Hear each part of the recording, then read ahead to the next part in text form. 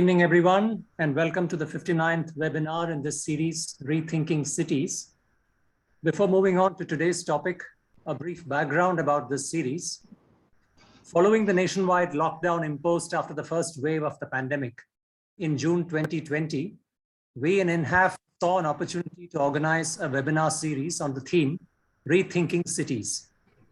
Our thinking behind this was, one, our cities as they are today and the way they are developing do not look like they are meeting the challenge of an urban population of 820 million by 2050, while continuing as the engines of economic growth that they are supposed to be.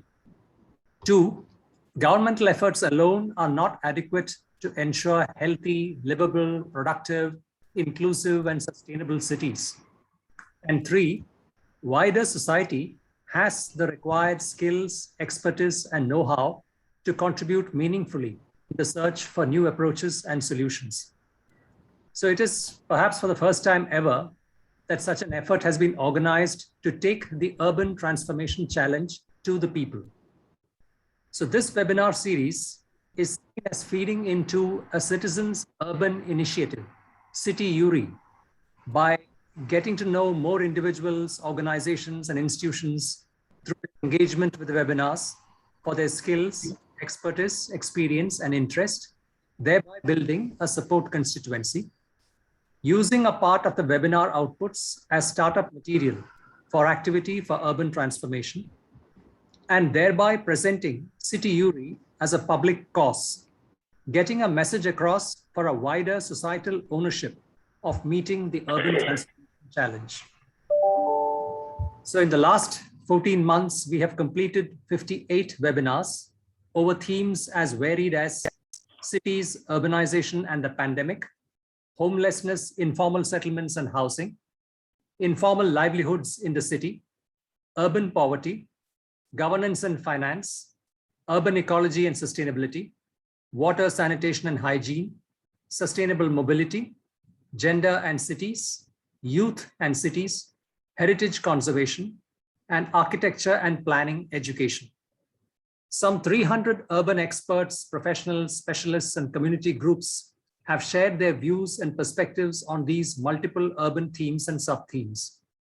Our partners for the webinars, around 90 of them, both national and international, have ranged from bilateral and multilateral agencies to academic institutions, NGOs, networks, urban local bodies, government ministries, social enterprises, and finance and microfinance institutions.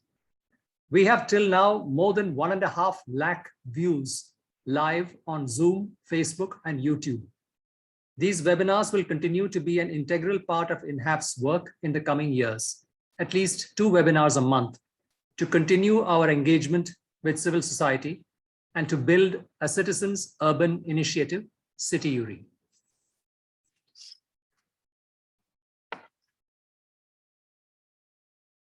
So we can go ahead now. Thank you, Rajesh. So it's my pleasure to welcome you all to the webinar today, and thank you, INHAF, for the platform for Main Bhi Delhi. Main Bhi Delhi is a citizens group in Delhi which has been engaging with the Delhi Master Plan for the last few years. And my name is Mukta. I work with the Center for Policy Research in Delhi, and today I'm speaking as a member of the Main Bhi Delhi campaign. So essentially, we are entering the rental housing conversation today with this, sort of background of looking at the draft master plan in Delhi from the perspective of rentals. But today we have a very wide panel, a very diverse panel with us, which can perhaps speak better to the extremely complex and challenging landscape of rental housing than panels which only comprise of researchers or only comprise of, producers of housing. So I'd like to welcome all our our panelists today. We have 6 panelists. Yes, it's a little bit of a heavy panel, but very important voices all, who fit into sort of 3 broad buckets. We have 2 speakers representing the research and policy space. I'd like to welcome Aparna Das from GIZ, as well as Swastik Harish, who is an independent practitioner and till very recently was with the Indian Institute of Human Settlements. Ankisha will be putting out the bios in the chat box. So I'd ask everyone to keep an eye on the chat box to know a lot more about the background of our speakers. We have 2 speakers who are representing civil society here, Meva Bharti and Subhash Bhatnagar, both of whom have long years of experience representing workers. Subhash Bhatnagar ji has been working with construction workers. He's been part of the coordination on National Campaign Committee for Central Legislation for Construction Workers and instrumental in the BOCW legislation. Meva Didi, and we're really happy that she's joined us today. Has been working with domestic workers through her union in Rajasthan. So we have 2 speakers representing workers, and we have 2 speakers who sort of come in from the market side of things. So we have Deepak Sonthalia from Bliv Spaces, who has a very wide and impressive experience working with many different private sector organizations and is now looking at actually building and managing a rental accommodation for workers, and we really look forward to hearing from you later. And we have Rushil, who is has a tech solution. He has been also he's the co-founder and CEO of Bandhu, which has been looking at connecting workers with jobs and is now looking at the housing space through a digital solution. And we'll hear a little bit more about that as well. So without further ado, I'd like to sort of kick off today and start with the first round. We're going to structure this into 2 rounds. The first round is going to be a little bit more on discussion, and then the second round will be a little bit more rapid fire, in which we'll try and get to some concrete ideas and solutions. Hopefully we always start every webinar with these idealistic expectations. It may just turn out to be a long winding discussion, but I'm sure it will be interesting and valuable nevertheless. For the audience today, we'd like you to use the Q&A box to pose your questions. Our panelists, if you can be gracious enough to answer as many as possible or through the Q&A, that will be great. Else we will of course stop and take questions on through the discussion today. Let me start with Swastik, and I'm going to put you on the spot. Swastik and I recently co-authored a study with the Working People's Charter looking at demand, supply and management factors with the Affordable Rental Housing Complexes scheme in mind. He's had a long experience in looking at the demand side, especially, and the complexity of the demand side on the rental housing side, especially looking at informal rentals. So Swastik, can I bring you in to talk a little about this complexity of demand and the sort of different kind of rental arrangements that we see in Indian cities, to just paint that picture of what it's really like out there for renters and landlords. Great, thank you so much, Mukta. I hope you can hear me. Okay. First of all, thank you to INHAF for having me over here, and it's an honor to be here, and also particularly in the context of the MBD, the Main Delhi campaign, which is, I think, a really vigorous action movement that seems to be taking place at the moment. So I'm happy to be able to contribute to that. So I'll jump in straight to what we had. Mukta, correct me if I'm wrong, we have 10 minutes to speak in the first round. It would be nice if you half that. We'll come back and we'll visit other issues. Sure. No, I think the first interventions that can be quite short, then we can have multiple rounds. Sure. No problems at all. I just have 2-3 points to make, and these points really come from rental housing as such as a topic is kind of understudied a little bit in India, and recently between some of the most important people who've been studying this are actually here on this webinar. So it's really a great thing to be here. the point of it was that there was a new scheme organized or floated by the government of India called the Affordable Rental Housing Complex Scheme recently, and basically it was a response in a sense to the pandemic induced lockdown, and that in turn induced reverse migration, and so housing suddenly came to the fore, and rental housing suddenly came to the fore. And I've been involved with the government of India and various other agencies basically to look at rental housing and see what can actually be done in terms of actually operationalizing programming and so on and so forth. And so we had already made some suggestions, and we see that a fairly different kind of a scheme has been sort of promulgated by the center, and we sort of wondered whether this would actually be useful. And so we sort of went in, and with the help of Working People's Charter, who did an incredible job in finding out during the lockdown what were the sort of arrangements that were possible within this scheme, what were the possibilities, we were able to understand its potential, really speaking. And one of the most important things of understanding its potential is its potential to solve problems, is to understand whether it reflects or it responds to the demand there is. And in terms of demand, I think what I would like to point out that we basically undertook a broad survey, not a household level survey, but through WPC's partners, we were able to find out about almost about 19 communities across 7 cities. So Hyderabad, Indore, Bhopal, Mumbai, Delhi, Nagpur, Guwahati, and we were able to work with the people, the conveners who were already working with those communities, and find out what these households do in terms of housing, in terms of especially the question of rental housing, what their demand for rental housing may look like. So many thanks to all the people who've gone out to field and from their own experience found out these things. And the important thing is that the question of migrant workers became quite central to the entire survey, because of course we were looking at almost 10,000 households across these 19 different communities, and of course some of them are very small and some of them are much larger, but we thought it was important to understand and at least articulate very clearly what does this urban migrant actually mean. So the 3 points that I wanted to make today was about what these identities actually are in terms of who these people are, and what kind of demand do they represent, and what is the relationship with this so-called migration, and what is the nature of this migration basically. And we found to even we were expecting it, but we were even surprised by the number of vulnerable households in these communities. So out of the 10,000 odd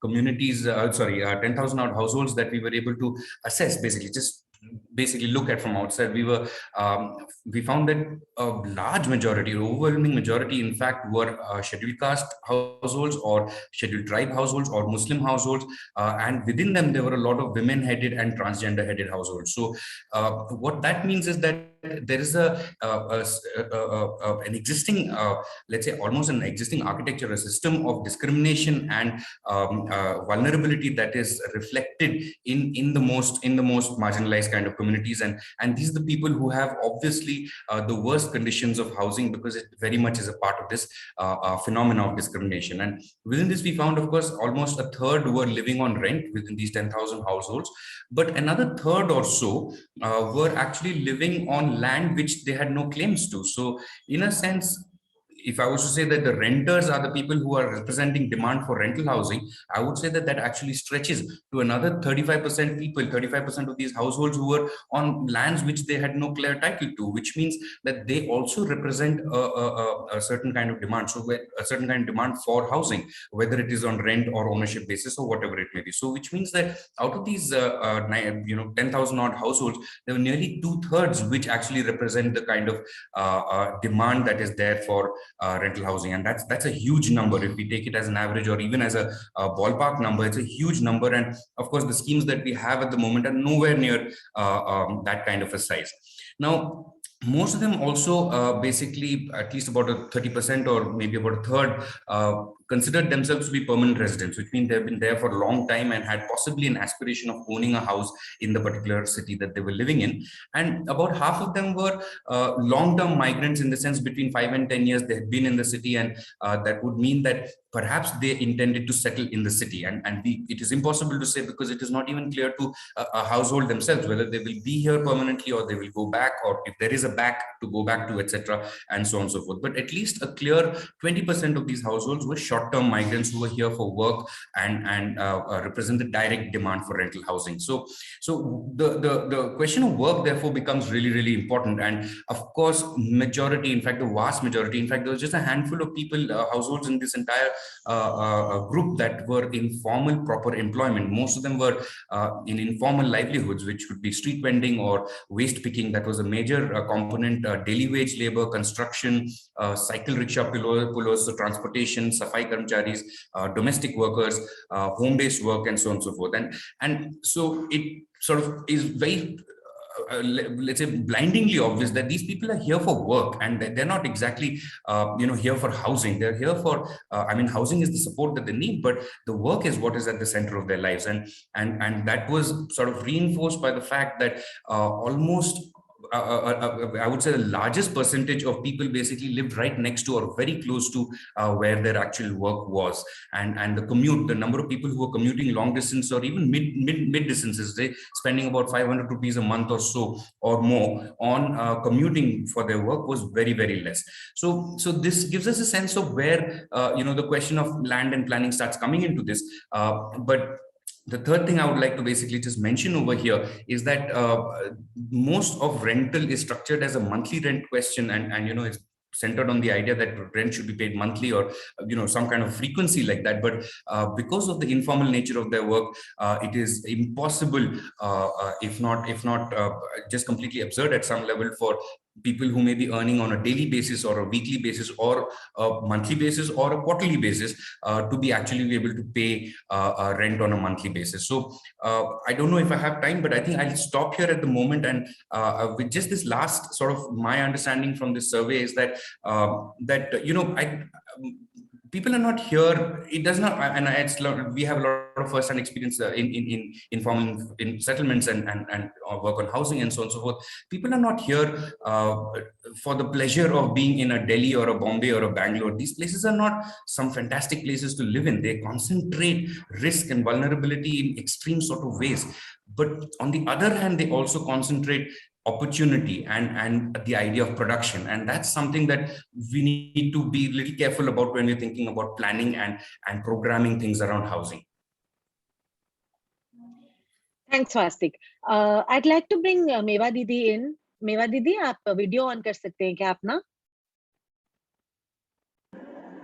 हाँ, मेवा दीदी, हाँ जी, तो स्वास्तिक ने हमें अपने एक सर्वे के बारे में बताया है जिसमें उन्होंने देखा कि जो रेंटर है और जो बस्ती में रहने वाले लोग हैं वो काफी हद तक SC ST और विमेन हेडेड हाउस होल्ड इस तरीके के बैकग्राउंड से होते हैं। उनका काम इनफॉर्मल होता है, उनकी इनकम भी जो है कभी कभी रेगुलर नहीं होती है। तो आप जयपुर में डोमेस्टिक वर्कर्स के साथ काफी देर से काम कर रही हैं, तो आप थोड़ा बता सकते हैं कि कोविड के दौरान आप लोगों ने स्टडी भी किया IHS के साथ मिलके कि domestic workers what kind of problems were they facing, do they face, और वो लैंडलॉर्ड्स के साथ किस तरीके से नेगोशिएट करते हैं। तो उन जब रेंट पे रहते हैं और सालों सालों तक रेंट पे रहते हैं तो किस तरीके से वो क्या रिलेशनशिप, क्या रिश्ता होता है उनका अपने लैंडलॉर्ड्स के साथ और अपने काम के साथ। जो स्वास्तिक ने बात कही कि बिल्कुल काम और घर जब बिल्कुल नजदीक होता है तभी गरीबों के लिए जो है गुजारा हो पाता है। तो इसमें आपका क्या अनुभव है, आप थोड़ा बता सकती हैं हमें? हाँ, इसमें मैं जो स्वास्तिक जी ने बात रखी है उसको आगे बढ़ाते हुए मैं उस पर अपनी बात रखूंगी। और मैं जो बात रखूंगी वो बिल्कुल मैं ग्राउंड रियलिटी वाली बातें यहाँ पे रखूंगी। इसमें ये है कि जो खास करके डोमेस्टिक वर्कर हम लोगों ने देखा कि काफी सालों से वो किराए पे ही रहती हैं। और ये है कि करीब करीब 80% जो लेबर है वो माइग्रेंट है और वो रेंट के ऊपर आकर के रहते हैं। और रेंट का कोई ऐसा नहीं है कि वो कोई बहुत अच्छी पोजीशन में उन कमरे हैं। वो रेंट वाले वो भी कई प्रकार के हैं। हम लोगों ने IHS के साथ मिलकर एक स्टडी भी की थी रेंटल हाउस के ऊपर, और उसमें हमने पाया कि कई तरह के मकान हैं और कई तरह के उनके मालिक हैं और उनके अलग अलग कंडीशन है सबकी। सभी मालिक एक जैसे नहीं है कि वो किराए पे जो अपना मकान देते हैं। तो उसमें कुछ कैटेगरी इस टाइप की है कि करीब 15-20 कमरे एक साथ बना देते हैं और उन पे कच्ची टाइप की छत होती है, टीन वाली, वो डाल देते हैं, एक बाथरूम होता है। तो वो महिला पुरुष जो भी होंगे, बच्चे होंगे, सब उसी में जाएंगे। एक इस तरह का कोई बाकी की कोई सुविधा होती नहीं है। लाइट है तो लाइट कुछ जगह हमने देखा था कि दिन में जैसे ही वो काम पे जाते हैं लाइट काट देते हैं और जो रात को वापस जोड़ देते हैं, तो इस तरह का भी है। दूसरा उसमें ये भी है कि कुछ जो मकान मालिक हैं उनका गुजारा उसी किराए से होता है, और वो खास करके ज्यादातर बुजुर्ग हमने देखे जो सिंगल बुजुर्ग हैं, बाकी के उनके परिवार के लोग और कहीं रहते हैं और वो उन्हीं से अपना गुजारा करते हैं। उनके लिए काफी मुश्किल होता है कि वो किराए का कैसे छोड़ेंगे, क्या करेंगे। तो उस पे भी मैं अपनी बात रखूंगी। और एक इस टाइप के कि उन्होंने अपना मकान बना के किराए पे छोड़ दिया और वो कहीं और दूसरी जगह रहते हैं, कोई रिपेयरिंग नहीं होती है, कोई सुविधा नहीं है किसी भी तरह का। पानी है वो एक नल होगा, उसी में से सब लोग भरेंगे, और बाथरूम ज्यादा से ज्यादा 2 होंगे। महिलाओं के लिए कोई अलग सुविधा नहीं होती है, और कई बार महिलाएं खुले में नहाती हैं, कोई अपना कपड़ा या ऐसे रखती हैं, कपड़े पहन के वो नहाती है, साड़ी पहन के नहा रही हैं और फिर अपने कपड़े धो रही हैं। इस तरह का पूरा एक अरेंजमेंट है। तो इसमें हमने ये देखा कि जैसे ही कोविड, फर्स्ट बार कोविड आया तो वो काफी डरावना भी था, और पहली बार आया तो लोगों को बहुत सारे डर थे, और ये था कि बार बार जो विज्ञापन और सरकार जो बोल रही थी वो ये बोल रही थी कि आप 2 गज की दूरी रखिए। तो हम लोग जब बात कर रहे थे लोगों से तो उन्होंने कहा कि आप यहाँ आके देखिए कि हम 2 गज की दूरी कैसे रखेंगे, हमको तो बाथरूम एक काम में लेना है, समूह में रहना है, इसके अलावा कोई जगह ही नहीं है। 2 गज की बजाय आप आपस में बिना एक दूसरे के भिड़े आप रह भी नहीं सकते हैं, इस टाइप की कंडीशन थी वहां पे। और उसमें ये हुआ कि वो लंबा लॉकडाउन चला और लोगों के पास काम था नहीं उस दौरान, और खास करके डोमेस्टिक वर्कर का तो बिल्कुल बंद था। तो उसमें हुआ ये कि जैसे ही उनको ये पता लगा कि ये लंबा खींचने वाला है, और हर 15 दिन बाद घोषणा हो रही थी कि अब 21 दिन बाद फिर हम इतना लंबा लेके जाएंगे, तो मकान मालिकों ने लोगों पे दबाव बनाना शुरू कर दिया कि आपको किराया देना है। यदि खाने के लिए है या नहीं हमारी जिम्मेदारी नहीं है, बीमार है तो हमारी जिम्मेदारी नहीं, हमको किराया चाहिए।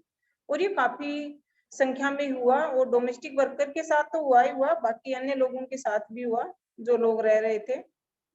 तो हम लोगों ने फिर यूनियन की तरफ से और बाकी की और सिविल सोसाइटी जयपुर का और सबने मिलकर के हम लोगों ने प्रशासन से बात शुरू किया कि इस तरीके से तो नहीं कर सकते हैं।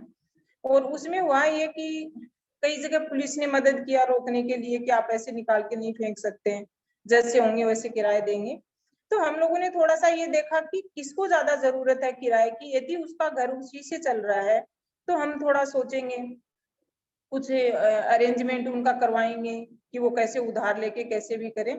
तो इस टाइप का एक था। एक ये था कि जबरदस्ती कर रहे थे कि हमको नहीं पता, बाद में आप भग जाओगे खाली करके, हमको हमारा किराया चाहिए। तो उसमें प्रशासन ने बहुत ज्यादा कुछ तो किया नहीं, पर ये था कि जहाँ थोड़ा बहुत रोकथाम की काम जरूर उन्होंने किया। और उसमें यही था कि लोगों में एक बहुत ज्यादा भय था कि यदि हमको इस दौरान खाली करा दिया, और कुछ लोगों के साथ हुआ कि खाली करा दिया तो वो मिला ही नहीं, उनको कोई जगह ही देने के लिए तैयार नहीं था कि हम लोग कहाँ रहेंगे, रोड पे नहीं रह सकते हैं। यदि सिंगल पुरुष है तो वो हो सकता है कोई झुग्गी लगा के रह ले, वो भी नहीं लगाने देंगे, परिवार सहित थे तो कहाँ रहेंगे। ये सब चीजें थी। तो हम लोगों ने कलेक्टर से मिले, फिर हम लोगों ने मुख्यमंत्री के साथ एक मीटिंग की बाकी के लोगों को साथ लेकर के, और हमने कहा कि ये स्थितियां हैं तो प्रशासन इसमें इंटरफेयर करे और लोगों को बचाने का प्रयास करे, जिससे लोगों के ऊपर अनावश्यक दबाव नहीं लगाया जाए किराए के लिए। फिर वो स्थितियां थोड़ी सामान्य हुई, लोगों को काम मिला और ये सब चला, तो लोगों ने अपना दिया थोड़ा बहुत किराया कर करके। जैसे काम पे एक भी घर मिला तो दबाव आ गया कि आप काम पे जा रही हो किराया दो, तो ये चीजें आ गई। फिर वो थोड़ा सा सामान्य हुआ, लोगों को पूर्णतः काम नहीं मिला, फिर सेकंड लहर आ गई। तो सेकंड लहर में पहले से ही बोलना शुरू कर दिया, जैसे ही लगा कि लॉकडाउन होगा तो उन्होंने कहा कि पहले की तरह नहीं होगा इस बार, आप अपना किराया निकाल के रख लीजिए और हमको हमारा किराया चाहिए। तो ये पहले से ही लोग उन्होंने मकान मालिकों ने शुरू किया। तो फिर हम लोगों ने भी पहले से ही कुछ तैयारियां कर रखी थी, और उसी के तहत हम लोगों ने कुछ जगह पे काफी ठीक ठाक काम भी किया और उनको कन्विंस भी कर पाए। और पहले वाले से दूसरे वाले में बेहतर ये था कि लोगों को निकाल के नहीं फेंका, और वो थोड़ा समझ रहे थे उन स्थितियों को कि ये इस टाइप की बीमारी है और ये सब चीजें हैं, पर ये ऐसा नहीं है कि आपको किसी के बात करने से आ गई या उस तरीके से आ गई, और लोगों को हम इंसान तो समझे, कम से कम आप कुछ भी नहीं करें, आप एक इंसानियत का रिश्ता रखिए। तो ये हम लोगों ने लगातार फेस्ट वाले से लेकर के हम कर रहे थे, उसका फर्क पड़ा लोगों के बीच में। पर ये था कि बहुत ज्यादा लोगों में डर था, इतना भयानक रूप से, कि हमारा क्या होगा, अब हम कहाँ जाएंगे, कैसे रहेंगे, गांव नहीं जा सकते हैं, गांव जाएंगे तो पैसे हाथ में चाहिए, पैसे नहीं थे। तो ये सब चीजें आ रही थी लगातार। और हमने ये भी देखा कि फर्स्ट वाले जो कोविड था उसमें करीब 10% मकान मालिक ऐसे थे जिन्होंने 2 महीने का किराया माफ किया लोगों का। ये उसमें आया था, और वो एक मुहिम के तहत ही आया, प्रशासन कुछ सतर्क हुआ, कुछ यूनियन सतर्क हुई, तो हम लोगों ने उस तरीके से शुरू किया। फिर सेकंड वाले में करीब 5% लोगों ने 1 महीने का किराया माफ किया। उन्होंने कहा कि हम इससे ज्यादा नहीं कर सकते और हमारा भी गुजारा ज्यादातर इसी से होता है। तो ये इस तरह का एक मिला जुला था। और जो स्वातिक जी ने जो बोला है कि काम और इनका रेंटल हाउस, ये बिल्कुल एक दूसरे से जुड़ा हुआ है। और खास करके जो डोमेस्टिक वर्कर है वो तो वहीं के पे मकान किराया लेना चाहती है जहाँ उसका काम है। और जयपुर का जो सिनेरियो वो ये है कि वो लगभग ज्यादा से ज्यादा 5 किलोमीटर जाती है, और 5 किलोमीटर भी वो ही महिला जाती है, यहाँ उसके पास साइकिल है, या वो कोई छोटा मोटा, बहुत कम महिलाएं जो स्कूटी काम में लेती हैं, और वो स्कूटी वही लेगी जो थोड़ा ठीक ठाक कमा रही है, तो वो अपनी स्कूटी काम में लेती है, बाकी की साइकिल से जाती है, और नॉर्मली तो पैदल है।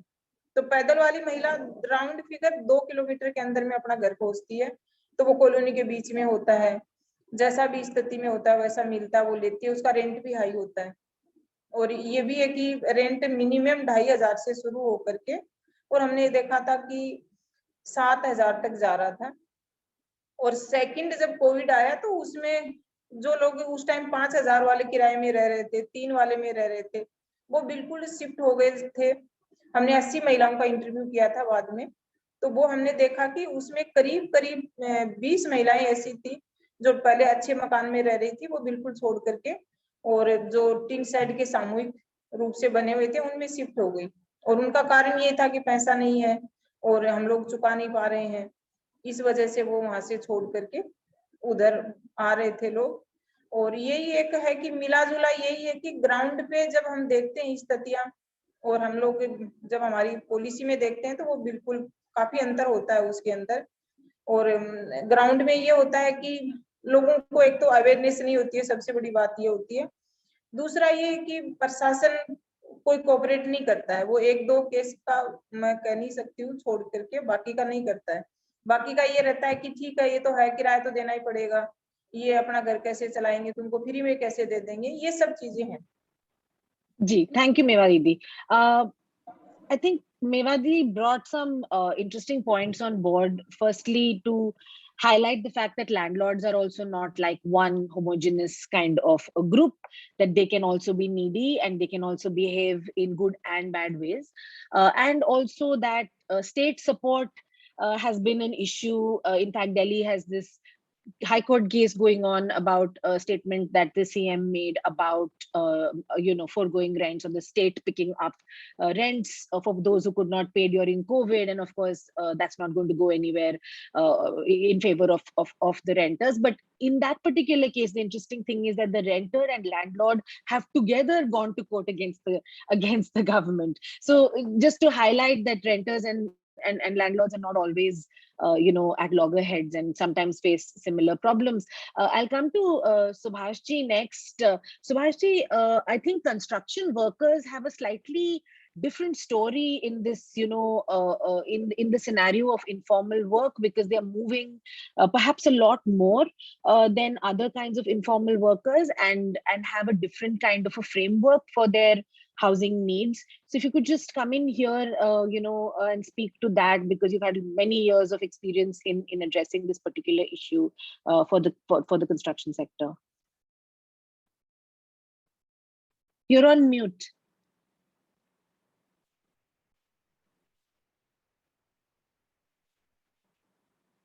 You're on mute, Subhashji.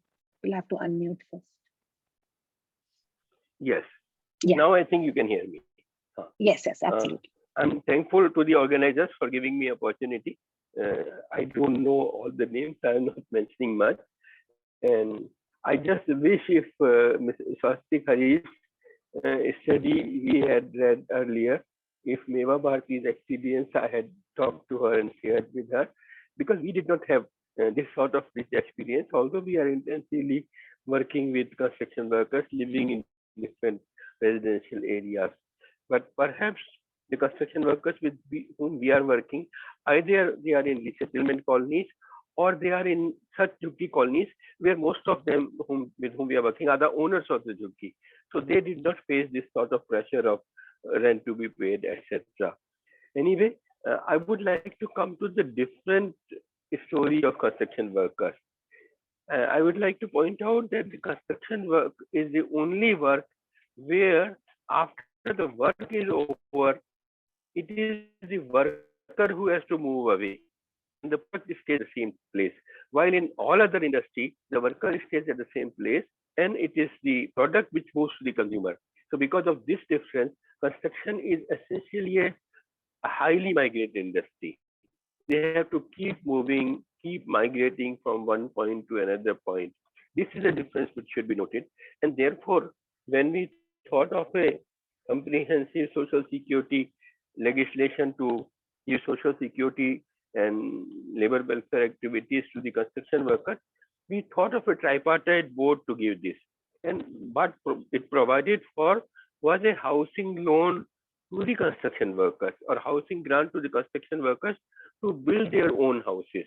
Because uh, when it is their working period, they have to keep moving, but they would like to have a stable house somewhere where their children can stay, where they can in the long run after retirement stay and send their children to regular education, etc. So that was the concept which was as a part of the social security. Because most of we can divide the construction workers into two parts. Most of the people who are working on big construction sites, it is employers' responsibility to give accommodation at the construction site to them, because construction sites are far off from the local inhabited areas. So it is difficult to find transport facility or even roads where the construction is taking place. So if workers are available on the site, then only they can devote more time for the construction. So this is one type of construction where workers are staying on the site by the facility given by the employer. The other are big cities where a lot of say maintenance and development work has to be done by regular construction workers, which is a short-term changing work where most of the places what we have seen has happened as and when a city is developing a new in residential area, industrial area, commercial area is developing, around that itself the Jhuggi colony will develop. Slowly the character of Jhuggi colony keeps changing. When they move away, the other service sector people moves in to those Jhuggis, etc.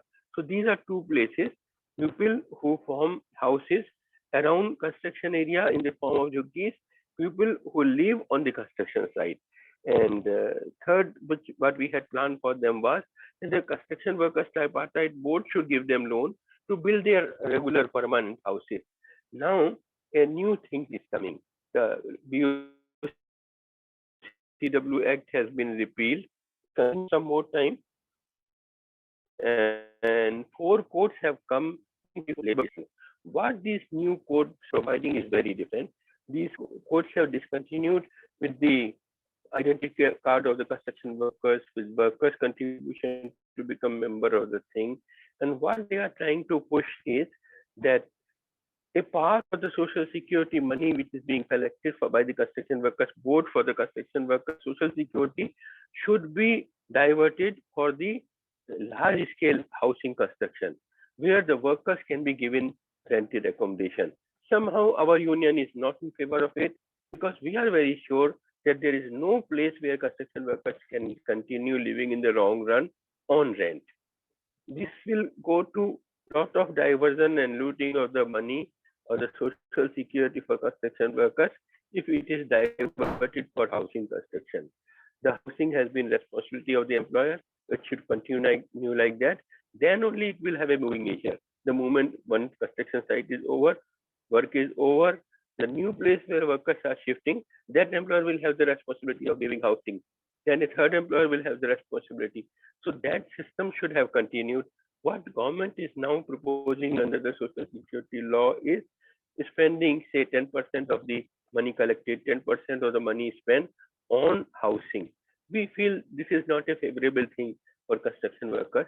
We should push government to continue with the earlier system which was there in the BOCW Act 1996. But to push this thinking, we need a lot of studies. That is why I wish if Swastik Harish study or what Meva has a study, this sort of some more good data is available for construction workers also to intervene at the policy level, what should be done and what should be not be done.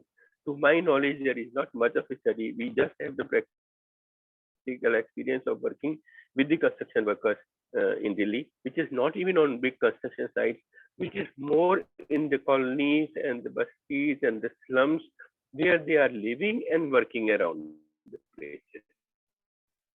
So this is a limitation which we have in our experience, which we would also like to acknowledge. And just now, that's all I would like to say. Thank you so much, Subhashji.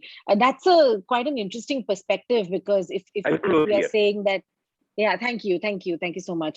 So the perspective here is that construction workers should either be the employer's responsibility and should also have options into some form of ownership, housing, and that's what the fund should actually be used for. I'll turn to Deepak next. Deepak, if you could turn your camera on and really talk about the experience of providing. So you're on the other side of this. Till now we're talking about people who are thinking about policy, who are thinking about actually working with workers in terms of making demands either of the state or of the employer or of the market. Meva Didi's intervention about how domestic workers were actually negotiating with landlords, for instance, and how the union was actually helping them, with these. So you're on the other side. You're in the business of making quality housing for informal sector workers. So tell us about what are the challenges there, and can it really work, and how to make it work. So over to you next. Thank you, Inhaf, and everybody in the panel, for having me around and to be able to share. It's a pleasure to share my thoughts around this.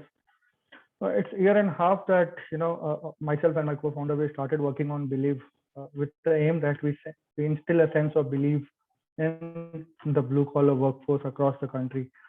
Our objective was to look at the problem at large and try and find solutions to this through a sustainable business model. We realized, I was working in co-living segment prior to this with one of the market leaders, and I saw that in general solutions that came out were meant for people who have disposable income with them. Everybody look at them as a market and hence create solutions for them. Through various research, through various interactions, I could realize that this segment, which is a blue collar worker per se, or a worker across the country, is not being considered as a customer, and hence you see there is philanthropy around it, but there is no business around it. For anything to sustain, we sincerely, firmly believe that there has to be a participation of the society through businesses for something to become big. Now, a problem to the magnitude that we have in India, in terms of housing, in terms of livelihood, in terms of employment, is big, and bigger problems would obviously need bigger solutions also. It can't really be, as we say, blow hot, blow cold kind of a solution where you do a patchwork and kind of solve a particular scene in a particular way. It doesn't have to happen that way. What we did was we dissected the entire segment into multiple pieces, and we dissected the problem also into multiple pieces to realize that unemployment is one problem, housing for the workers is another problem. So we thought that, hey, look, at this moment we will not dabble into the unemployment. What happens, what is the consequence of an unemployment is a separate chapter, separate study. Probably at a little congenial time, we might all focus, and with a lot more resources to focus on that. At this moment, I would rather focus, or my team, we started focusing only on the housing issue. Now, when we dissected the number of migrants or the overall blue collar workforce, we realized that there are over 20 crore people in the country who migrate for work. And this is a good phenomena, because even in gray collar and white collar, people do migrate. I myself a migrant. I migrated from Calcutta to work in Bangalore. So I'm a migrant myself. It just so happened that when I migrated, I could not afford to buy a house, but over a period of time, I could earn a certain money to be able to afford a house here. I think so is the case with most people, according to what they do in their life, according to how they work hard, all of that. So we dissected the segment again into multiple pieces. One, what age group people do come in, what gender are they, do they come in families or in singles? So we realized that about 95% odd are male and bachelors. It's great to know that Mewaji is handling so many workers as female, but we realized that across the larger spectrum, the number of the female participation is much lesser. Similarly, those who in general also migrate, we also saw that they are in a preferred age group between, let's say, 20 to 35, wherein probably they are most healthy, most able to work at that point of time, and can take multiple kind of roles which even involve physical labor. So that's the kind of segment. So we thought, why not just dissect this and solve for them, solve for 95% of the population which is struggling to find a decent place to live, who has the money, but probably their money is not generating enough value for them. We did not bring philanthropy into picture. That was not the aim. The idea was that this customer base itself in unison is large enough, has enough cash to be able to fund for what they are looking to. There might be a viability gap issue in the beginning, but in the longer run, there is a light at the end of the tunnel. So so we again dissected the demographics into two different locations: rural areas and industrial areas. Industrial areas and urban centers.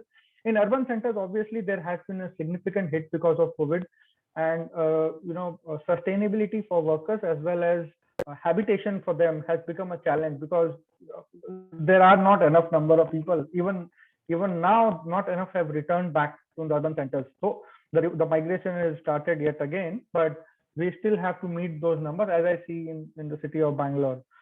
However, in industrial areas, the work has seemed to be unabated going on even during COVID, and so is the case now, with manufacturing also picking up pace. Now, when we started solving, we realized that looking at industrial areas per se, which is right at the fringes of the cities, is making a lot of commercial sense, and is also giving a lot of value to the workers who reside in those areas. Obviously, in such industrial areas, there are enough companies, there are enough factories who want a stable workforce, who want higher retention, who want that there is enough trained resources available, who also want that there is a reserve force available to them at their disposal as and when, if their production were to ramp up, they don't have to look anywhere else. Looking at that, we started creating products around some of these areas, and it has been working good for us. As we speak today, we handle close to 1,000 people, and they live very happily with us. We are also trying to weave along with this a solution which possibly could also offer in some way saving habits, in some way investment habits, and possibly create, since our whole objective is to create a marketplace, eventually our idea is to unify this entire thing and present the whole system as a customer, so that private sectors, those who are champions of, let's say, medical, those who are champions of education, do come forward and offer solutions specifically for this segment. That's how exactly this thing will work.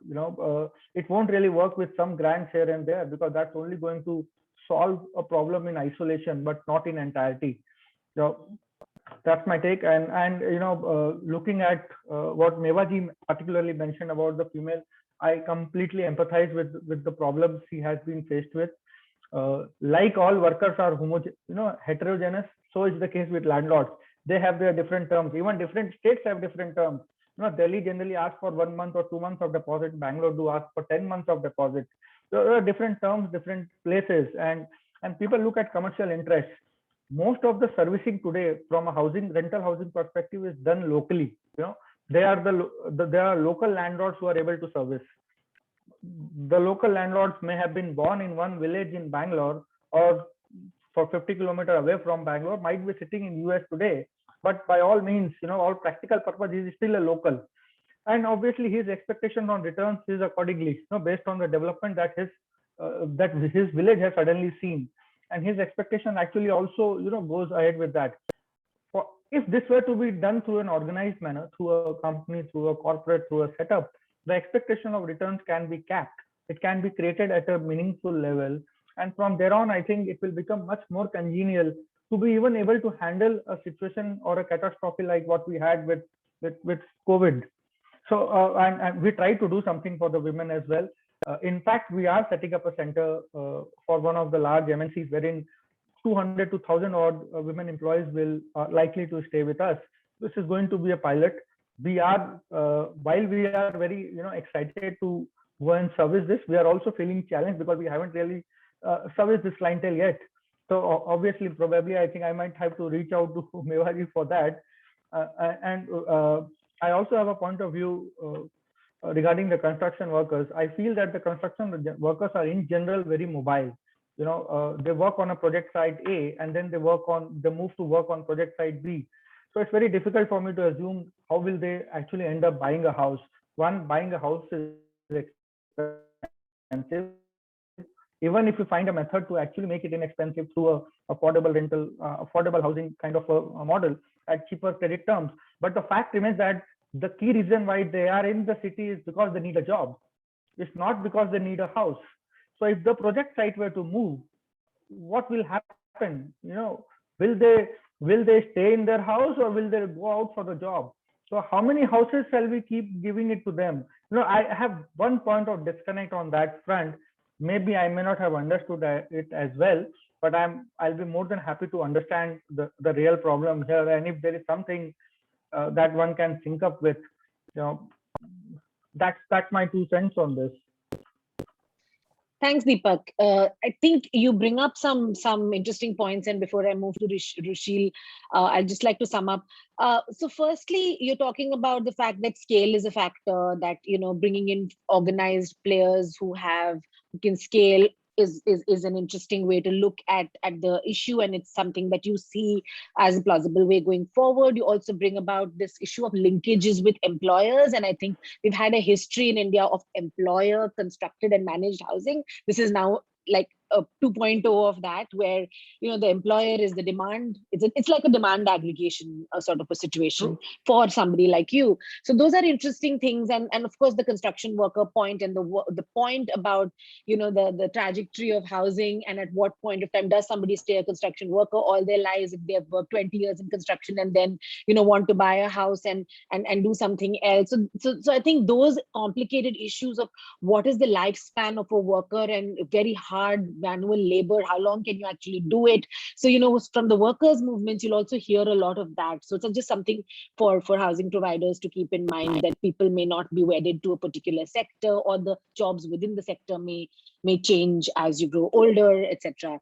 So moving to Rushil, welcome on board. Yes, Deepak. I firmly believe that I firmly believe that staying on rent is cool. It's not absolutely not necessary to have a house, bought out house. No, absolutely. I think so the reason we are having this webinar today is because rent is cool again. But then the workers movement have, for a very long time, the labor unions have asked for ownership, and ownership is being seen as the route to dignity, and having a housing as an asset is seen as a lever for, other kinds of economic prosperity. So I think there are two different things happening here, which may or may not intersect in a very neat way. So we'll park that there and move to Rushil, who is also a complex thinker and sort of can shoot in different directions with this. But essentially today I'm giving Rushil a direct plug to talk about digital technology solutions, and I believe Bandhu has done something to connect workers and jobs already, and is now thinking of doing something to connect workers and houses. So what does digitization do? I mean, how can it actually catalyze this messy and complex marketplace that we've talked about. Thanks, Mukta. Great to be here. And yeah, though I resonate a lot of what speakers before me have said. So firstly, I think what comes with digitization is you are solving for information asymmetries, and you're kind of rational, because this is a place where there are no standards, right? There are no metrics which allow you to create some kind of price rationalization across. And I'll try and use some numbers later to tell you what I'm talking about. So just to introduce Bandhu as a product, effectively, it started as an idea out of a student thesis, my thesis, which effectively found there were humongous gaps in the migration process, where the arbitrage was to the tune of 70 to 80% of what was happening in a value chain. So the worker barely got 20% of what they would have ideally captured. And so that's where Bandhu is effectively, we've got 3 products. We've got a housing app, which is just about to get public. We've got an employment app, which has been out for a year and a half, and an entitlements piece. And while they're operating independently based on the segments, the catering to each of those kinds of workers, the larger idea is, which will happen soon, is to optimize across jobs and housing. So effectively, workers, even before they migrate out of a village, or even if they're urban poor workers, they can find a job housing bundle, which is optimized for transport and several other aspects. And now coming to the piece, what does technology do? So fundamentally, there is a problem of information asymmetry. It's not that people can't find each other. They can find each other. But there are simple things like, if a worker needs to go and look for a house, they will lose 1 day of that wage or that hajri. And he's very cognizant of that fact. So they will probably look at the 4-5 options that they know, again, typically through chain migration networks or through family networks or the contractor. And within those limited choices, they will make a decision.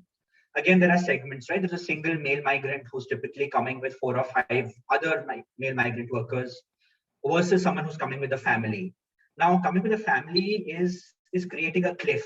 And that is actually, that is the fundamental basis of, if we are at all looking at urbanization as a method to pull people out of poverty, them being able to come with their families, becoming relatively permanent urban migrants, allows their families to access better education, better healthcare, and you see those intergenerational effects.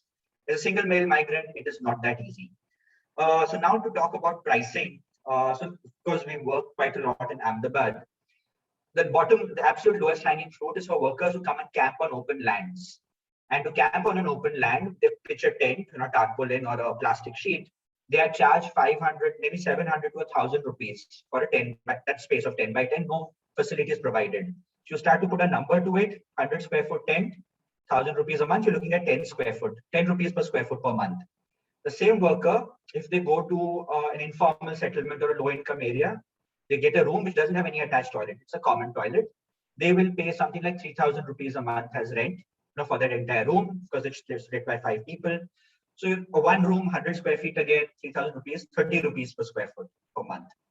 The moment there's an attached toilet to this, connected to the property, that rent jumps to 4,000, 4,500 rupees per square foot per month. So again, it's so it's really 45 rupees per square foot per month.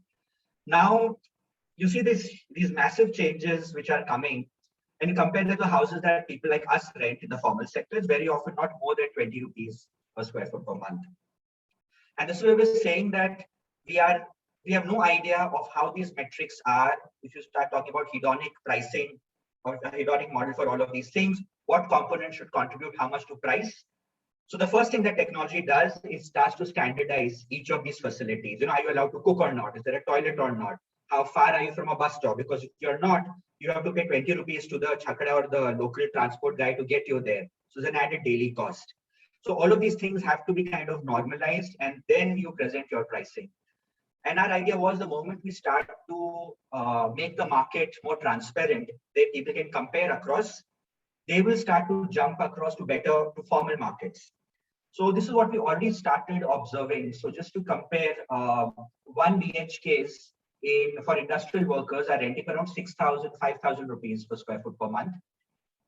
7 to 8 workers might stay there. That's a 400 square foot kind of an apartment for 5,000 rupees a month, right? So the match is again coming down to 12 to 15 rupees a square foot, right? So effectively, you see how you again you've got toilets, it's formal sector, you've got security of tenure, you've got all of that, and you're paying 1/4 of what you would for all of those facilities. And a worker didn't know that because there were sort of social gaps to it. A worker never thought I can go live in a formal housing. In Mumbai, for example, they would of course take Mada housing on rent and things like that. So right, there is this humongous information asymmetry, which if bridged, workers are making the jump. Even when you talk about markets catering to the bottom of the pyramid, recently we just finished some more fieldwork in Mumbai, which is the marketing part of getting people on board. We compared this to the studies within 2018. So 2018, the same properties were renting for, talking about Mada housing, 7,500 rupees a month. Today, the same properties around 10 to 11,000 rupees per month. So right, you see almost a 40% escalation. You compare with similar areas, common housing there, the escalation has not been more than 10% over the last 3 years. And usually, these kind of models would throw people out at any time. At the end of 11-month lease, people will be thrown out. So people will get into what's called a heavy deposit model. They pay 5 lakhs in one go, and they'll be assured of security of that tenure for 10 years. Now that upfront 5 lakh rupees has jumped to a 12 to 15 lakh kind of a ticket size. So right, to see what is, and you compare this to formal markets, there is absolutely no correlation what is happening. So this is where we find, people are paying, and this is not unique to India, this is across the world, where if your search and transaction costs are high, your information asymmetries are high, there is huge arbitrage. And this is exactly, I completely resonate with what Deepak said. There is a case for a market intervention. But what we found is market interventions start to become untenable financially if land price is or the land has to be bought or land prices into the mix. So if you have to buy land and create an asset and then rent it out, it is typical. Affordable rental housing is not the highest and best use. And if you want to go to lands which are, next to industrial areas or cheaper, while industrial areas might be working well, but a lot of other places are not serviced well enough, right? So it never quite works out. So we kind of caught in this whole issue of land supplies constraint. Yes, there are humongous land banks in the city center, but they're controlled by large real estate developers. They do not want to risk giving the land to that segment of the population because they say, there's no guarantee I'll get my land back when I want to use it in 5 to 7 years.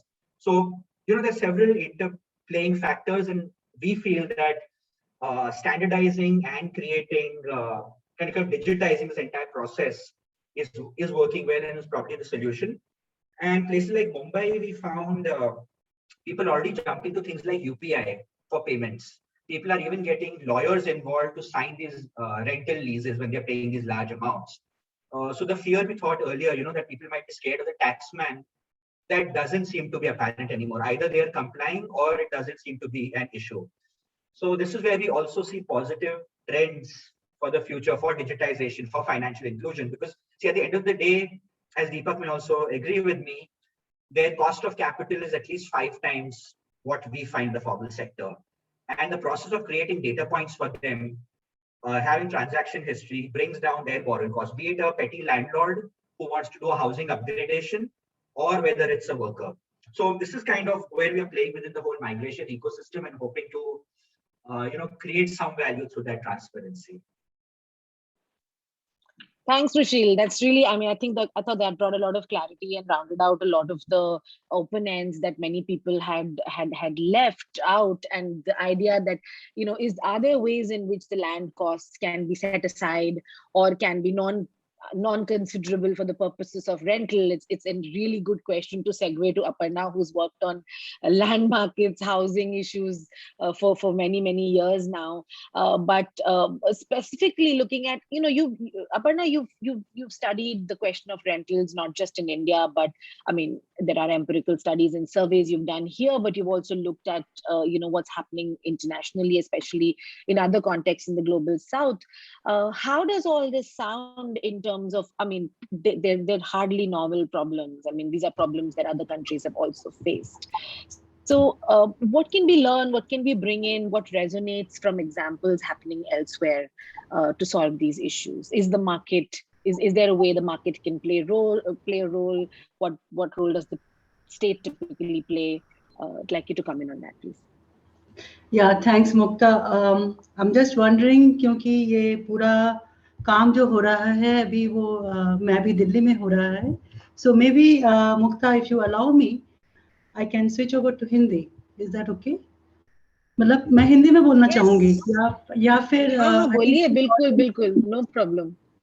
क्योंकि कुछ audience हैं जो I think I could see Marge and Victoria. There are two people I could see who are and Veronique, Veronique and Mache are non-Hindi speakers. Yeah, so their... what we can do, Harshal, if I can request you to just do a little bit of a recap of what Aparna is saying, few bullet points in English, or somebody, I mean, if Harshal or Malvika or Rashi, just the gist of what Aparna is saying can be translated, then आप हिंदी में बिल्कुल बोलिए। हाँ, मैं actually मैं Hindi English mix कर दूंगी। तो मैं मेरा ये कहना है कि जो पूरा रेंटल हाउसिंग का जो एक है, ये हाउसिंग मार्केट का एक सब मार्केट है, और ये हमारे देश में नहीं, पूरे दुनिया में यही है। तो ये रेंटल हाउसिंग अलग चीज नहीं है, ये सब market of the housing market. और ये सिर्फ हाउसिंग पॉलिसी के साथ इन्फ्लुएंस नहीं होता है, ये लैंड पॉलिसीज के साथ भी इन्फ्लुएंस होता है। आई थिंक ये दो हाउसिंग के साथ तो हम जोड़ते हैं, लेकिन लैंड के साथ हम इसको नहीं जोड़ते हैं। और एक चीज जो है कि पूरा का पूरा हम लोग सोचते हैं कि ये कल्चर है, ये यहाँ का एक तरीका है कि हर कोई घर ओन करना चाहता है, हर एक को एक घर चाहिए, ये हम लोगों का एक सपना है। लेकिन मुझे लगता है कि ये भी सपना जो है ये कंस्ट्रक्टेड है, ये ज्यादा पुराना भी नहीं है, ये तैयार किया हुआ, ये कंस्ट्रक्टेड है। ये ऐसा नहीं है कि हम लोग पैदा होते ही हम लोगों ने सोच लिया कि हमें घर चाहिए। ये भी एक सोसाइटी का एक कल्चरल बनाया हुआ है। जैसे यूनाइटेड स्टेट्स में बहुत आई थिंक कुछ सालों तक भी, मतलब आई वुड से मिड या कुछ सदियों पहले भी वहाँ पे ये कहा जाता था कि जो रेंटर्स हैं उनके पास वोटिंग का राइट नहीं होगा। तो पहले ही आपने एक रेंटल को एक पर्टिकुलर कैटेगरी में बांध दिया कि आप you are not good enough, तो आपके पास वोटिंग राइट नहीं है। तो उसके बाद उस पर झगड़ा हुआ, फिर उनको अभी हाल में फिर उनको वोटिंग राइट्स मिला, और उन्होंने पूरा सेल्फ ओनरशिप का करके, और वहाँ पे फिर ऐसे ही अनफोल्ड हुआ। जैसे मॉर्गेज की बात आई, वहाँ पे आपको हाउसिंग खरीदने के लिए सपोर्ट दिया गया। सो यूएस ने एक पर्टिकुलर पैराडाइम अपनाया।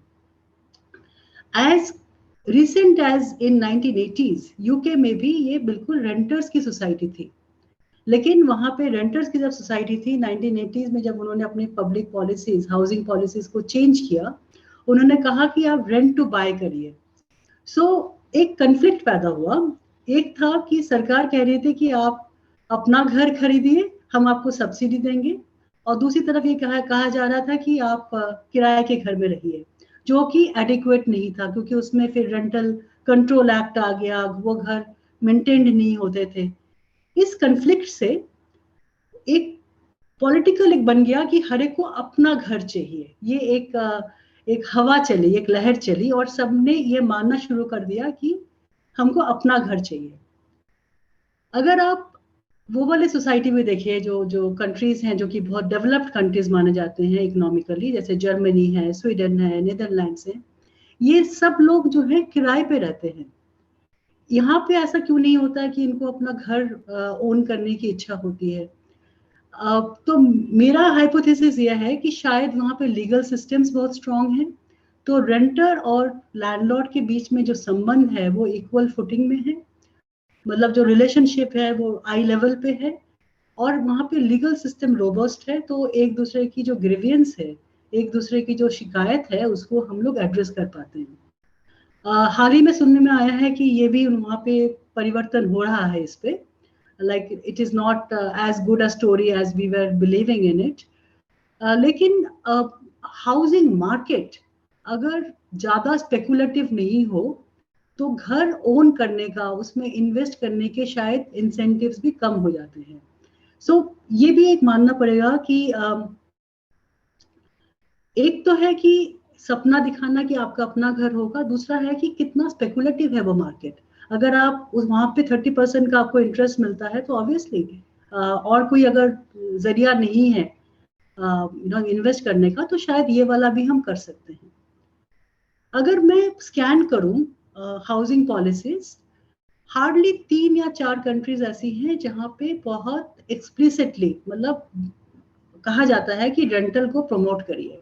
अदरवाइज ग्लोबल साउथ के हाउसिंग पॉलिसीज खासकर कहते हैं कि ओनरशिप को प्रमोट करिए, और रेंटल हाउसिंग ऑलवेज एक बात का आफ्टर थॉट आता है, और उसमें इनफॉर्मल रेंटल हाउसिंग की तो बात ही नहीं करी जाती है। वो ये जैसे स्वास्तिक ने कहा, Mukta you have been also saying कि it's a very under studied area, इसके बारे में हमको नॉलेज नहीं है, और इसके बारे में ग्राउंड से मतलब बिल्कुल जमीन से तो और भी नॉलेज में बहुत ज्यादा गैप्स हैं। हम लोग सोचते कुछ है, हम इमेजिन करते हैं। तो यहाँ पे साउथ अफ्रीका का मेंशन करना ठीक मतलब मुझे लगता है कि बहुत रेलेवेंट रहेगा, जहाँ पे उन्होंने क्या किया कि उन्होंने स्पाशियल टूल लिया। उन्होंने कहा कि अगर हमको अपार्थाइड के जो मिस्टेक्स हैं, अगर हमें वहां से उभरना है बाहर, तो हमें अपने शहर को स्पाशियल जस्टिस, स्पाशियल इक्विटी पे बात करनी पड़ेगी। और उन्होंने जो अपना पूरा स्पाशियल प्लान अब जो बना रहे हैं, वहां पे जो गरीब है, जो काम करता है, उसको अपने एम्प्लॉयमेंट की जगह पे पास रखने की जरूरी है। ऐसा नहीं है कि गरीब का घर पेरीफेरी में बनेगा, गरीब का घर वही बनेगा जहाँ पे उसको एम्प्लॉयमेंट अपॉर्चुनिटीज है। तो इनके जो सरकारी और पब्लिक हाउसिंग जो है आरडीपी, वहां पे उनको प्लॉट्स दिए गए, और इन प्लॉट्स का साइज बिकॉज बहुत सालों से वहां पे शोषण हुआ है, इन प्लॉट्स के साइज जो है अब जो जाके रिजनेबली लार्ज साइज है। तो वहां पे जो फैमिली को मिला है, वो फैमिली एक फैमिली जो कि शुरू में कहा जा रहा था कि वो रेंट पे नहीं दे रहा है, लेकिन अपने ही फैमिली के किसी एक्सटेंडेड रिलेशन को या रिलेटिव को कह रहा है कि आप आके मेरे यहाँ पे अपना मकान बना लो। सो ये बैकयार्ड रेंटिंग जो है, बैकयार्ड रेंटल साउथ अफ्रीका में बहुत पॉपुलर हुआ, और बैकयार्ड रेंटल्स में ऐसा हो गया कि आपने एक घर दिया पब्लिक चैनल से, पब्लिक उससे, लेकिन वही जो रेसिपिएंट है उसने एक और घर बना लिया अपने ही किसी रिलेटिव के लिए, और वो भी वहां पे रहने लग गया। तो वो सिर्फ क्या करता है, वो जमीन देता है, बाकी घर बनाने का जो पूरा काम है वो जो रिलेटिव है वो अपने आप करता है। बैकयार्ड रेंटल पे साउथ अफ्रीका ने कहा कि ये अच्छा तरीका है अफोर्डेबल हाउसिंग की सप्लाई को बढ़ाने के लिए, और वो कुछ जगह पे अभी वो उसको इंस्टीट्यूशनलाइज कर रहे हैं। मतलब पहले उन्होंने ये शुरू किया इनफॉर्मली, लेकिन अब उसको इंस्टीट्यूशनलाइज कर रहे हैं। अगर मैं इसको अपने यहाँ पे देखूँ तो हमने भी बीएलसी के लिए दिया, बेनिफिशियरी लेड कंस्ट्रक्शन के लिए सपोर्ट किया, लेकिन हमने कभी उनको इनकरेज नहीं किया कि आप एक कमरा बना के रेंट पे दे दो ताकि आपका इनकम भी बढ़ जाए। उस पे हमारा रिजर्वेशन था। जो अभी स्वास्थ्य रोशिल ने बताया कि अगर आप कैलकुलेट करें ना पर स्क्वायर फीट रेट, तो एक जो पर स्क्वायर फीट रेट ब्राजील में जैसे हमने देखा, फवेला में जो रेट है वो मेन स्ट्रीम एरिया में वही रेट है, सिर्फ साइज छोटा हो जाता है क्योंकि मार्केट में छोटे घरों की सप्लाई नहीं है। सो मार्केट में ये एक प्रॉब्लम है कि आपको ये 30 मीटर स्क्वायर का घर नहीं मिलता है। तो उसके लिए अगर आपका पास अफोर्डेबिलिटी नहीं है तो आपको फिर इनफॉर्मल में जाना पड़ता है। तो पूरी रेंटल स्टडी अगर आप देखें पूरे देश में, ग्लोबल साउथ में स्पेशली, आई थिंक ये जो स्मॉल साइज की हाउसिंग है, अगर हम इसको इंस्टीट्यूशनली बना सकते हैं, then a lot of problems would get resolved automatically because there is a market for that, but there is not enough supply in that particular market. ये ब्राजील के फवेला में भी हमने देखा और हमने मुंबई में भी देखा, the same story. So the real estate market, mainstream real estate market, institutional जो है, उसके साथ informal market का बिल्कुल mirror image है ये। तो इसमें ऐसा नहीं है कि वो अलग है और ये अलग है।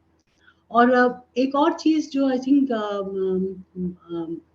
आई don't know previous speaker Bharti ji जो कह रही थी, जो गरीब है वही गरीबों का घर का सप्लायर भी है। हमारे देश में या ज्यादातर ग्लोबल साउथ में जो सप्लायर एंड वाला है उसमें फोकस नहीं है। The entire focus is on the demand side. So I find there is a lot of similarities that we have. And if we categorize this, so there are hardly 5 or 6 points that we need to address. And the lastly, I would say what Rushil was talking about, ki rate of return. This rate of return can be challenged by the public policy. अगर आप land को as a commodity देखते हैं तो कोई भी owner जो कि शहर के बीच में जमीन लेके बैठा हुआ है और कह रहा है कि अगर मुझको इतना रेट ऑफ रिटर्न नहीं मिलेगा तो मैं इसको ओपन अप नहीं करूंगा. If you see how the favelas are being managed in Brazil, they said this is JESIS, this is the zones of social interest, and the land has a social function. So land का सिर्फ real estate वाला function नहीं है, land का एक social function है. अगर आप ये approach बदले तो I think a lot of things would get accommodated, because then the land is a special commodity, housing is a special commodity. These are not to be categorized under the same categories of car or anything. So I think this is where we may have to make a argument कि land का अगर social function है तो उसको फिर आपको market में लाना ही पड़ेगा. So with this I stop. I hope I could articulate my points in Hindi. Yeah. Thanks, Mukta. Over to you.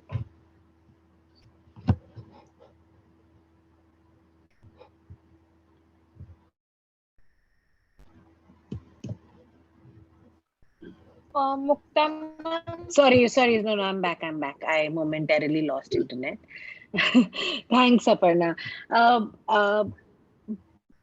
So जो आपने बोला Aparna, it really resonates with the kind of stuff that Maybe Delhi has been discussing with and responding in terms of the plan. Exactly these points of the function of land, the also what mixed use can do, what small format housing, which is also an idea that has been proposed by the Delhi Master Plan in this particular draft, should actually be. All of these are discussions that are very live in the context of Delhi. So thank you. I think it resonated a lot with those people here who are part of the campaign as well.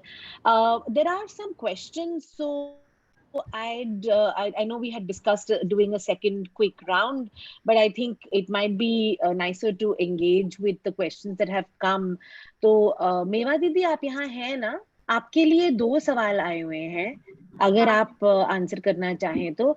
एक तो आनंदिता जी ने पूछा है कि जो आपके domestic workers हैं जयपुर में, उनका कॉन्ट्रैक्ट फॉर्मल था कि नहीं, और अगर फॉर्मल होता मतलब क्या उनमें इंटरेस्ट है रिटन कॉन्ट्रैक्ट में, अगर उनको इस फॉर्मल कॉन्ट्रैक्ट से कोई फायदा होता तो ये एक सवाल है. और दूसरा सवाल ये था कि जब कोविड हुआ था तब कितने लोग जो है वापस लौट आए और कितने लोग शहर के अंदर रहे या वापस गए और फिर से आए जब उनका काम वापस आ गया. तो ये दूसरा सवाल है. आपके अनुभव में कितने प्रतिशत कामगार अपने गांव लौट गए और इनमें से कितने शहर लौट आए? हाँ, तो यही 2 सवाल है और एक कमेंट भी है अस्मिता की तरफ से. तो आप ये सवाल लेंगी पहले, फिर हम आगे बढ़ते हैं और स्पीकर्स के लिए भी सवाल. मैं पहला सवाल लेती हूँ कि ये है जो सभी लोग चाहते हैं कि हमारा किरायानामा बने, और वो इसलिए भी चाहते हैं कि अपर्णा जी ने जो एक बोला था कि जो लोगों को वोट देने का राइट नहीं है, तो वो यहाँ भी नहीं है, कि वो सालों से यहाँ शहर में रह रहे हैं पर यहाँ के नागरिक वो है नहीं. उनको वैसे ही ट्रीट किया जाता है कि आप बाहर के हैं, बंगाल के हैं, बिहार के हैं, छत्तीसगढ़ के हैं, उड़ीसा के हैं. इस तरीके से वो चाह करके भी नहीं ले पाते, क्योंकि ये डॉक्यूमेंट बहुत जरूरी है. और किरायानामा यदि होता है तो वो अपने बच्चों के सर्टिफिकेट भी बनवा लेते हैं. ये सब चीजें हैं, तो इसमें तो कोई दो राय नहीं है. दूसरा जो सवाल है कि कितने लोग गाँव गए, कितने वापिस लौटे, तो जब फर्स्ट बार कोविड हुआ तो उस टाइम तो बहुत ही मुसीबत थी जाने की, तो बहुत कुछ लोग जा नहीं पाए थे. और बीच में जब थोड़ा खुला और जाना शुरू हुआ तो उनको टिकट नहीं मिली, और उसमें ये हाल ये हुए थे कि लोगों ने प्राइवेट बसें की, जैसे जिनको बिहार जाना था या बंगाल का तो काफी लंबी दूरी थी, ट्रेन खुली तब कुछ लोग गए, कुछ लोगों ने बसें की. और जो कमाई थोड़ा बहुत उनका था, उनको लगा कि हम यहाँ भूख मर जाएंगे और हम कुछ कर नहीं पाएंगे यहाँ पे, तो हम अपने गांव जाते हैं, तो मरेंगे तो गांव में ही मरेंगे. यही सवाल थे लोगों के.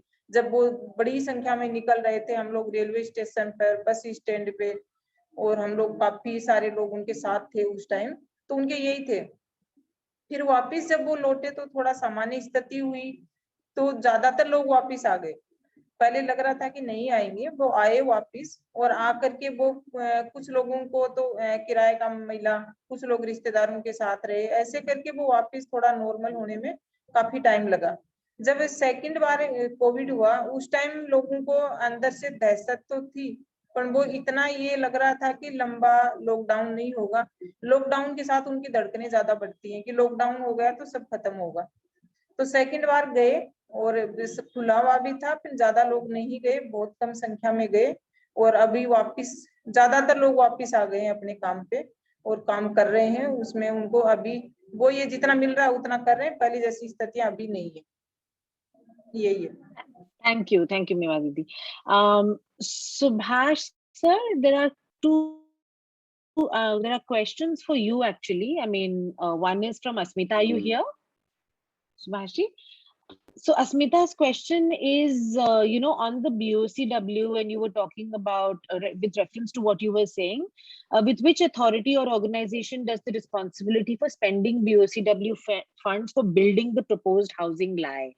And she's talking about how gaps in the collection and allocation of funds. Yeah, so you were talking about the fact that there are the new labor codes are coming and they are expecting money to be spent on housing. So Asmita's question is, which authority or organization would be handling this?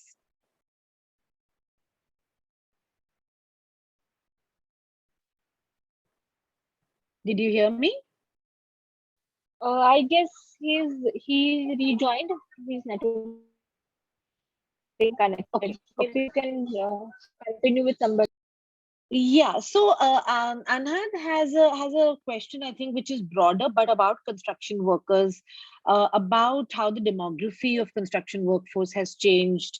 Are workers being able to avail the same amount of work? Wages are down. How are workers on work sites managing accommodation? Has anybody got any responses to that? My own sense is that it's quite a varied and complex picture. Anybody who's working with the construction sector, Subhash ji, आपको answer करना है या कोई और? Swastik, do you want to hazard a guess at that? No, I wouldn't. I would wait for Subhash to just come back, Subhash sir to come back, because I think there's something he's specifically aware about. Yeah, and also I think when he comes, he can definitely speak to this. But Anand, this is, I think we need a little bit more data and specific data points. And I'm not quite sure whether, like Subhashji said, a lot of the construction workforce, which moves a lot, is actually accommodated on work sites. So I'm not sure how much of. Yeah, Rashil, please do just jump in. Yeah. So, I mean, of course, we interacted with Anand on this. I work with Ajivika Developer. Akhilesh ji. Yeah. Akhilesh. Subhash ji, आप respond करना चाहेंगे क्या? नहीं तो ऋषि बोल रहे थे कुछ. But I could not hear Amita ji the first question of Asmita properly because it was breaking. Yeah, so she is talking about. Yes, can you hear me now?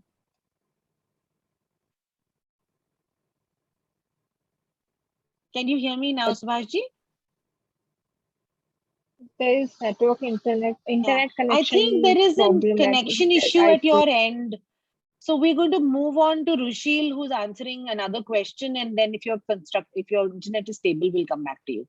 Over to you, Rushil, about the construction workforce question. Yeah, so of course, as we've seen just in the last year, there's been a lot of volatility in prices, particularly the daily wages. So there was a point where I think last year, unskilled worker on NACA, labor NACA would get 400. That jumped up to almost 520, 500, 520, 550 almost, just because of scarcity. And of course, that again came down. And at the same time, what's happened in the construction sector is commodity prices have gone up. So general construction costs have moved up there.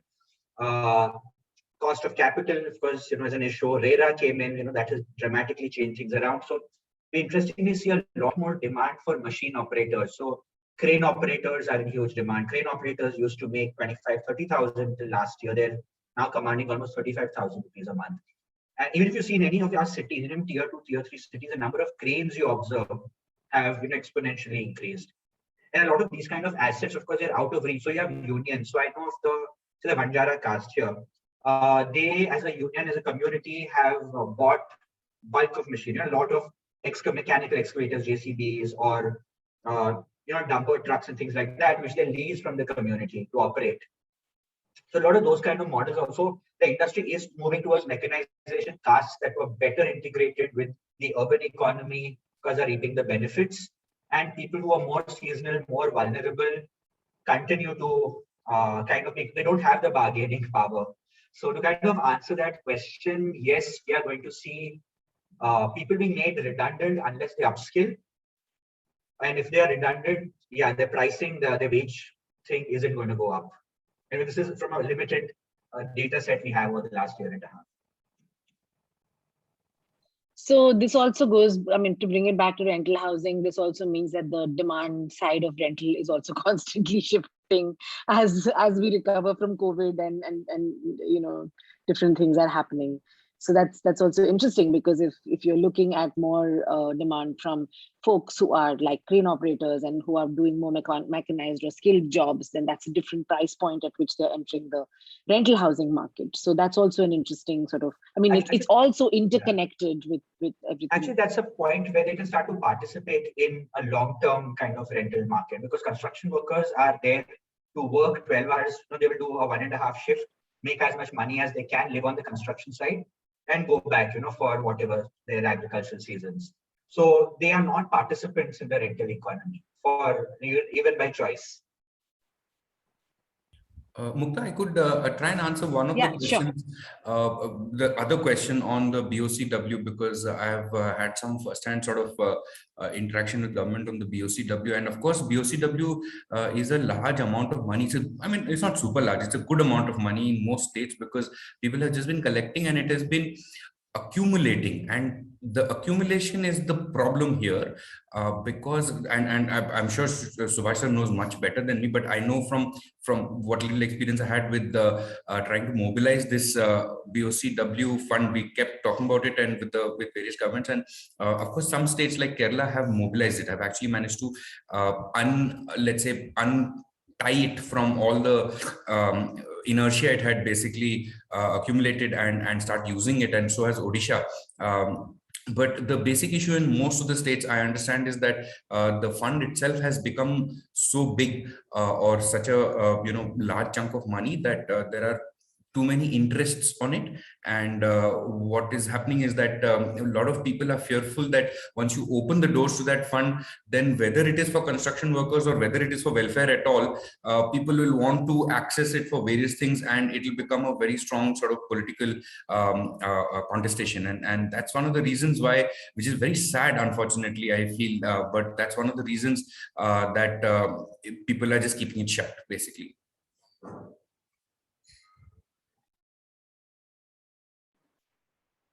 Yeah, Subhashi, are you able to come in on this at all, or should we? Not sure what's happening with the internet at your end. He's there now. Yeah, he's here. Subhashi, आपको कुछ add करना है to this BOCW issue? His audio is connecting and disconnecting when I. Okay, never mind. We'll move on. It's not a problem. Difficult for me to think. I couldn't hear of Anandita ji properly. The first question. We can't hear you. I could not. We can't hear you very well, Subhashi. We can't hear you. I can explain the question again, but I'm sorry then. अब आ रही है आवाज. Okay. I think it's better now. What is the use? No, now we can hear you. So if you can just speak. का कहा था कि demography of construction workers change, etc. I could hear, but first question I could not hear. No, so the first question was from Asmita. She repeated. Yeah, she was only talking about which institution actually disperses these funds. And I think she was referring, if I'm not mistaken, to your point about using BOCW funds for housing. And, who would, if that were to happen, who would be dispersing these? Who would be actually managing this kind of an exercise? That was the question. Hello. Yeah. पहले बताना चाहिए बनने वाला है. Institution this purchase I could hear only, not beyond that. Hello. Yes, yes. Please say that again.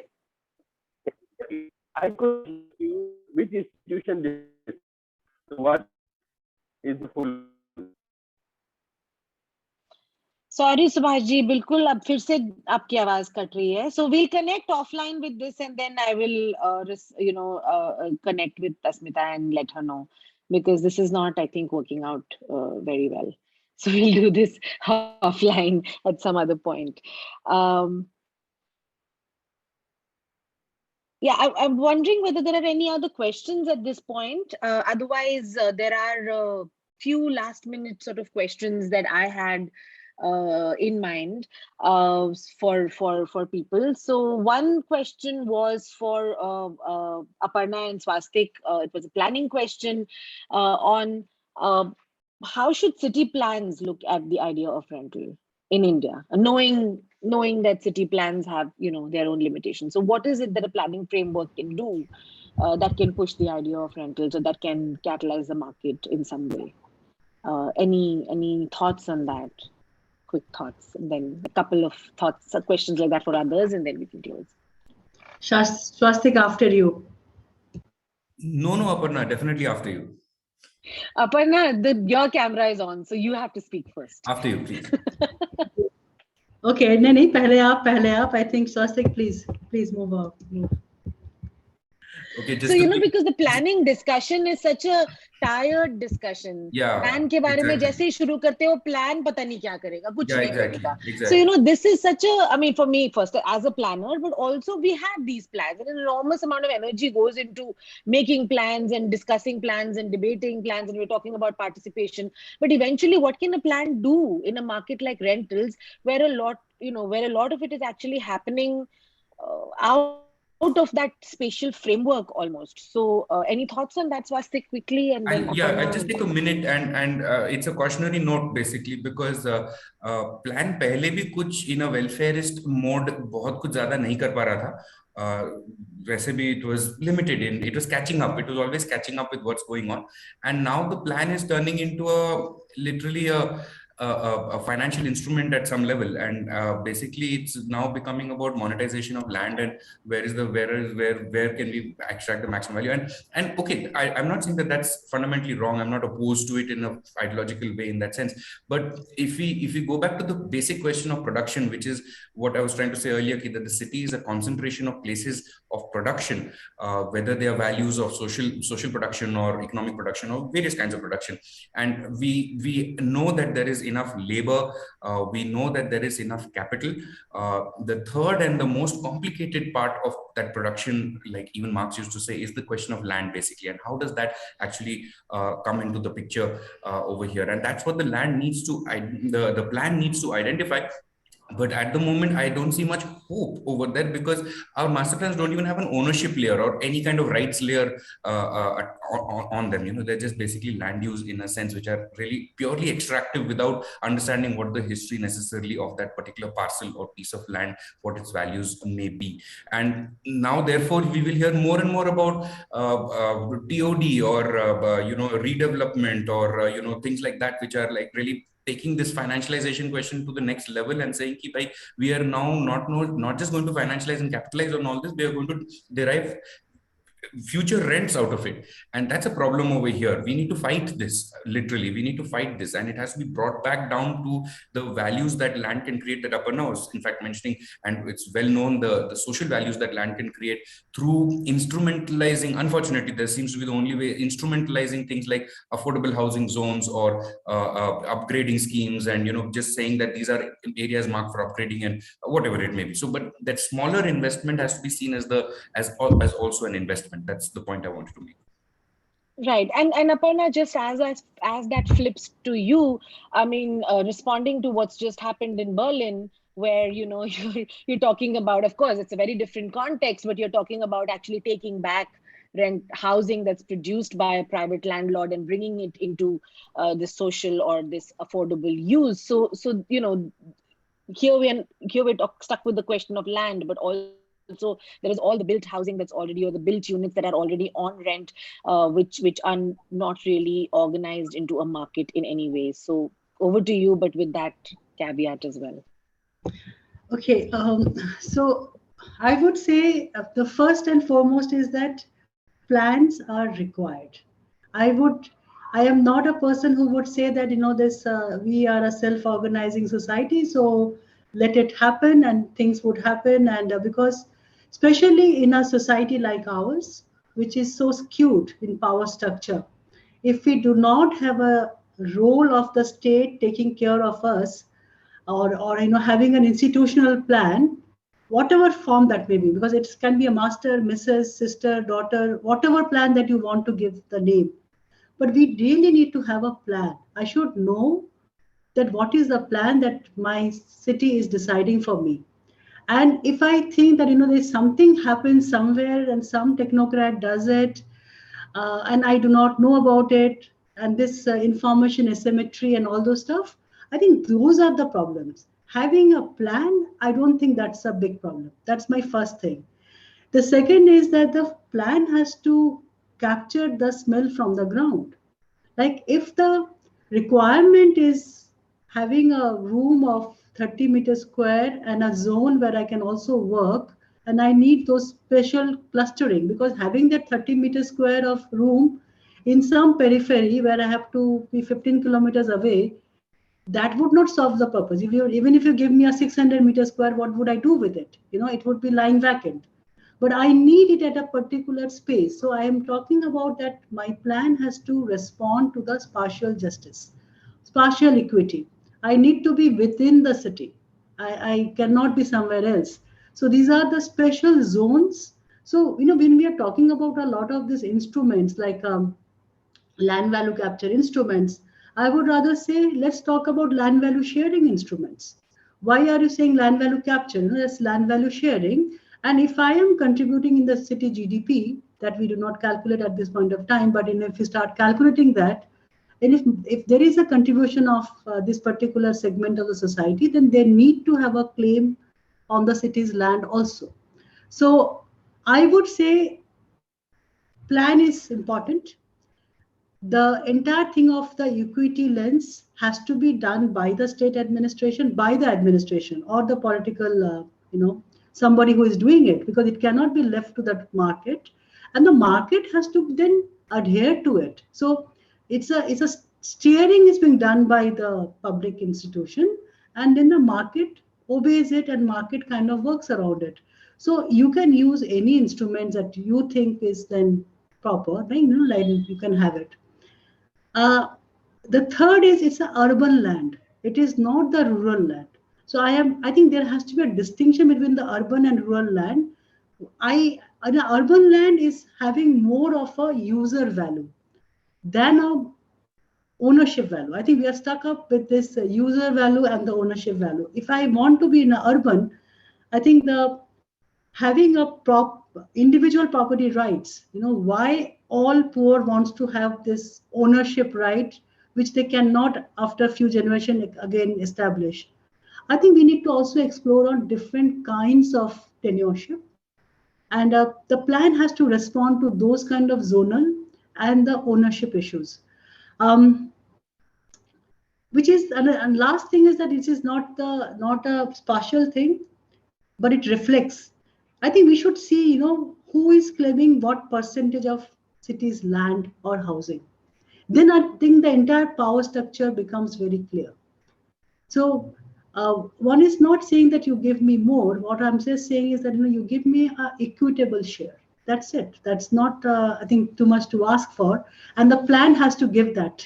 Plan has to kind of put that into, and also the response to the ecology, because right now with all these water bodies and rivers getting dried up and all this, so city making is not only real estate, it is beyond real estate also.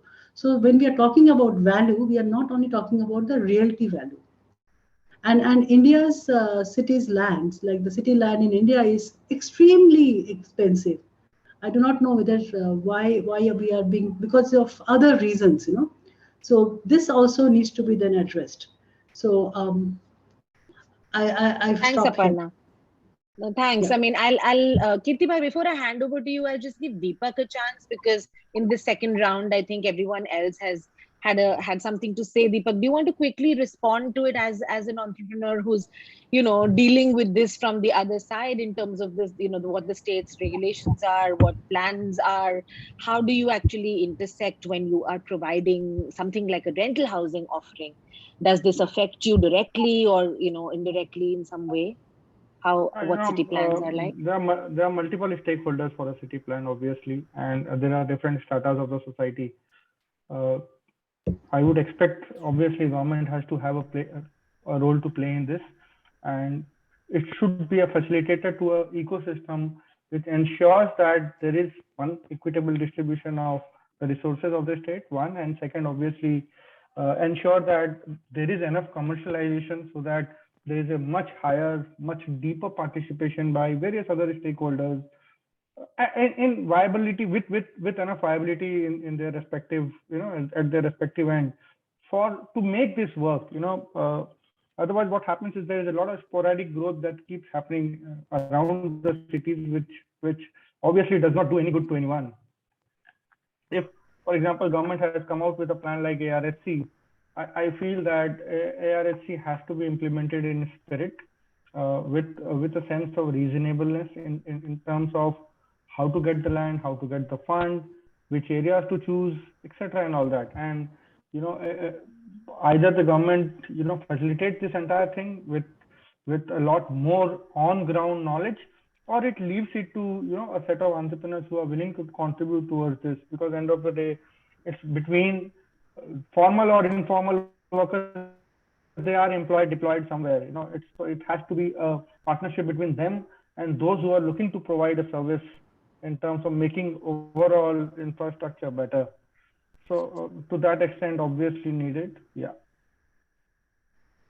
Thanks, Deepak. So I think today we've had multiple perspectives, but essentially saying that everybody has a role to play and somebody needs to streamline this whole system.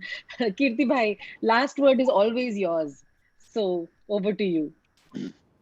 No, thank you. I think it was very brilliant. And I don't really think I have to add much, but because this was a very important discussion, I just was looking into some statistics yesterday, and I thought just share that with everyone. This statistic is very interesting, and I was surprised myself that if you look at housing pattern across the country, then look at share of rental housing. In Germany is 60% across the board, and Berlin is 89% rental, 89%. And then Netherlands is 47%, and Rotterdam is 49%. And compared to all that, India is 11% rental as a whole, and Delhi is 28%. So I thought it was something very interesting to look at. Other small little point that I want to make was this, that I also came across this very interesting statistics, in terms of how has the rental housing stock declined over a period of time. And this is census figures. 1961, 53.8 million units in rental. 1991 declined to 34 million. And in 2011, 27 million. So between 1961 and 2011, supply of rental decreased from 53 million to 27 million. So I thought that was something very interesting. And the last small point was this vacancy rate figures. And I was wondering whether there was some hope for rental housing there, because if you're talking about, for Ahmedabad city, something like 12%. Of the 12% vacancy rate, and if you have a housing stock of something like 15 million houses, you're talking about 1.5 lakh housing units. And therefore, if you really kind of debundle the statistics, find out what this vacancy rate includes, in terms of which category, which income bracket, which part of the city, you may have some sort of clue in terms of how to handle that. So those kind of very quick observation, but I think, wanted to kind of thank maybe Delhi and Mukta for this initiative, and thank you very much for organizing this. Remarkably thoughtful and very educative. As a matter of fact, it's very hard. It's so intense. Each one presentation, there's so much to learn. So thank you very much. And of course, I want to thank you, everyone in the panel by name. Swastik Bhai. Swastik, I saw you after such a long time. Good to see you again. You still look the same. Thank you, Rashil Bhai, Aparna ji, as I said that I saw you 3 days back in some other webinar. Mewa Bharti ji, very interesting work in Rajasthan. Patnagar Saab, sorry that your system didn't work very well. I wanted to kind of hear you more. And Deepak Bhai, brilliant, very interesting, I think, the analysis. So thank you very much, the panel. Thank you very much, maybe Delhi, and thank you very much, Mukta ji. I also must thank my colleague Rajesh Ramurthy for detailed introduction of the webinar series. As you know, we've been doing this for a long time now. We started in June last year, and this was the 59th webinar. So we are looking forward to 58 webinars on one subject, the Rethinking City, and it's turning to be very interesting in terms of what we're learning, like this particular event. And of course, I'm grateful to my colleague Ankisha Saparia, who manages the show behind the scene. She's the one who does coordination, outreach, design of poster, handling of broadcasters, everything, one single person. She does it so well, we don't even realize how it's working. So thank you, Ankisha. So thanks everyone for this wonderful intense discussion. There's so much learning that has happened. Very grateful. Thank you.